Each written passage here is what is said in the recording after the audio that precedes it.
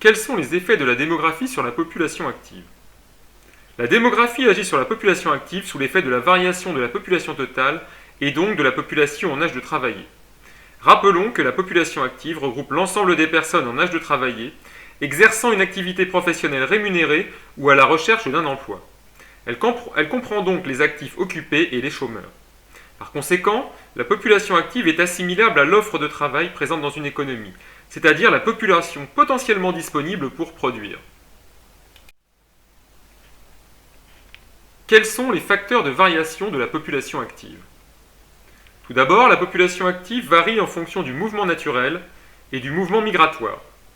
Une fécondité dynamique et un solde migratoire positif sont favorables à un accroissement de la population active. En France, par exemple, le baby-boom a provoqué un rajeunissement très net qui s'est traduit par un gonflement du nombre d'actifs. Les mouvements migratoires ont néanmoins un impact à plus court terme que le mouvement naturel, qui agit à plus long terme. La démographie n'est toutefois pas le seul facteur d'évolution de la population active.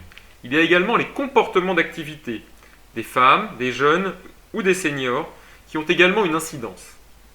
Historiquement, l'entrée massive des femmes sur le marché du travail à partir des années 1960 a eu un impact positif sur l'offre de travail, tandis que l'allongement de la scolarité ou la baisse de l'âge légal de la retraite ont eu l'effet inverse.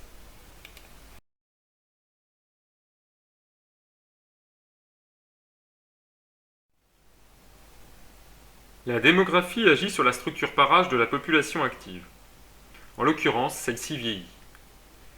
Les actifs âgés de plus de 55 ans sont de plus en plus nombreux, ce qui tend à augmenter l'âge moyen de cette population active.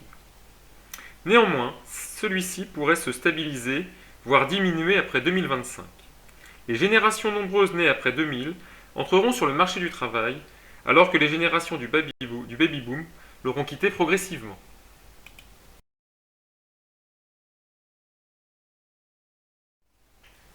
Nous allons examiner ici les risques du vieillissement démographique. On peut définir le vieillissement démographique de la manière suivante. Il se manifeste par la hausse de la part des personnes âgées dans la population. Il a deux causes, principalement donc la baisse de la fécondité et l'allongement de la durée de la vie.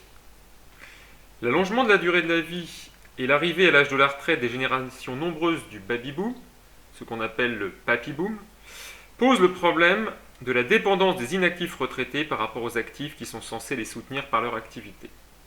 En effet, avec le vieillissement démographique, la population inactive va augmenter, ce qui va se traduire par une hausse du ratio de dépendance, soit le rapport entre le nombre de retraités et le nombre d'actifs.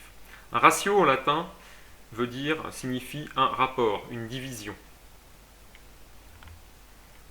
La prise en charge croissante des retraités par la population active pose alors le problème du financement des retraites et plus généralement de la solidarité entre les différentes générations.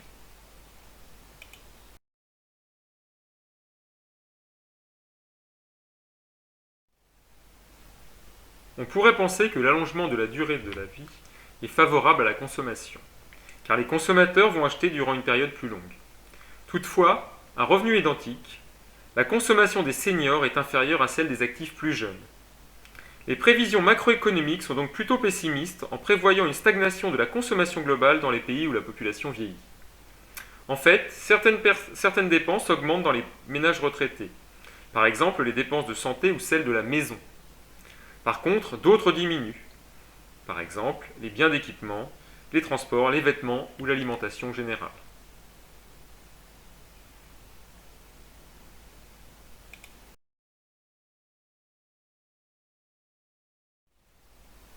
Nous venons de voir qu'il y avait deux grands risques liés au vieillissement démographique. Premièrement, le déséquilibre entre les actifs et les retraités. Deuxièmement, le risque d'une stagnation de la consommation. Ces deux risques sont nuisibles potentiellement à la croissance économique future. Quelles sont les solutions pour pallier ces risques? Premièrement, pour rééquilibrer le rapport entre actifs et inactifs, la première solution envisageable est le recours à l'immigration. Pour le moment, les politiques européennes sont restrictives, mais la poursuite de telles politiques pourrait aboutir à une baisse de la population active en Europe dans une cinquantaine d'années et à un vieillissement accru. La croissance économique risquerait alors d'être freinée en réduisant l'offre de travail disponible.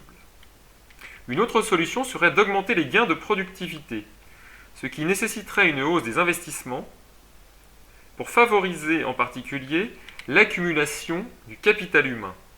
En effet, si chaque actif produit plus, c'est la définition du gain de productivité du travail, la croissance serait plus forte, même si la population active stagne, voire baisse.